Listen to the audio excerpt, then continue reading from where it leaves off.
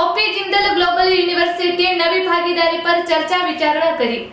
OP Jindal global યુનિવર્સિટીએ આજે અમદાવાદમાં India Japan higher education conclave 2025માં ટોક્યો યુનિવર્સિટીમાંથી વરિષ્ઠ પ્રતિનિધિ મંડળને આવકાર્યું અને ટોક્યો યુનિવર્સિટીમાંથી ઉચ્ચ સ્તરીય પ્રતિનિધિ મંડળનું નેતૃત્વ professor Kaori Hayashi, executive vice president global university and diversity affairs Tokyo યુનિવર્સિટીમાં તથા professor Satsuki Shioyama project research associate ગ્લોબલે કર્યું હતું। અમદાવાદ ટૂરના વિશિષ્ટ મુલાકાતની મુખ્ય થીમ હતી future of global education India and Japan as leaders of knowledge and innovation. આ મુલાકાત JGUની એક્ટ ઈસ્ટ નીતિનું મહત્વપૂર્ણ અંગ છે, જેનો આશય જાપાન અને ભારત પ્રશાંત વિસ્તારના દેશો સાથે વ્યૂહાત્મક ભવિષ્યલક્ષી આંતરરાષ્ટ્રીય ઉચ્ચ શિક્ષણ સંબંધિત જોડાણને ગાઢ બનાવવાનો છે।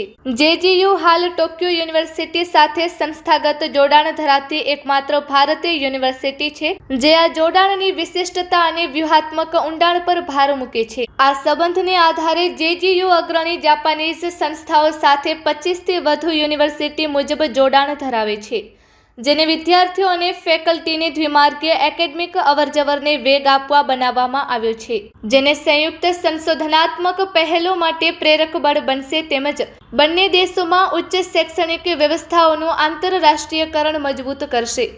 Report by Ashwin Limbachiya, Ahmedabad. I'm so happy to be here in front of the audience in India to be able to say that Japan is also the destination of the higher education and science.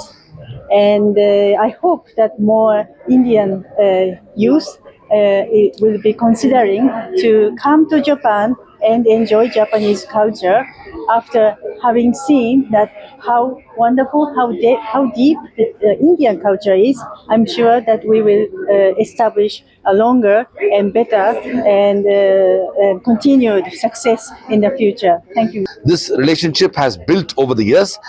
आज के दिन में जिस तरीके से हम लोग Japan के साथ कोलैबोरेट कर रहे हैं, उस वहाँ का जो टॉप यूनिवर्सिटीज को इंडिया के साथ एक संबंध रखना चाहते हैं। यूनिवर्सिटी ऑफ टोक्यो जापान का तो खैर नंबर 1 रैंक यूनिवर्सिटी है, बल्कि एशिया में भी टॉप यूनिवर्सिटी है और पूरा दुनिया का टॉप यूनिवर्सिटी है। उस university OP Jindal global university के साथ एक MOU साइन करके स्टूडेंट एक्सचेंज प्रोग्राम और short term study abroad program कर रहे हैं। हम चाहते हैं कि अलग अलग स्टेट्स में अलग अलग यूनिवर्सिटी के साथ यूनिवर्सिटी ऑफ टोक्यो और जापान का हायर एजुकेशन सिस्टम कोलैबोरेट करके हमारे बच्चों का भी एक मौका मिलना चाहिए विदेश में जाके पढ़ने के लिए, अक्सर जापान में जाके पढ़ने के लिए।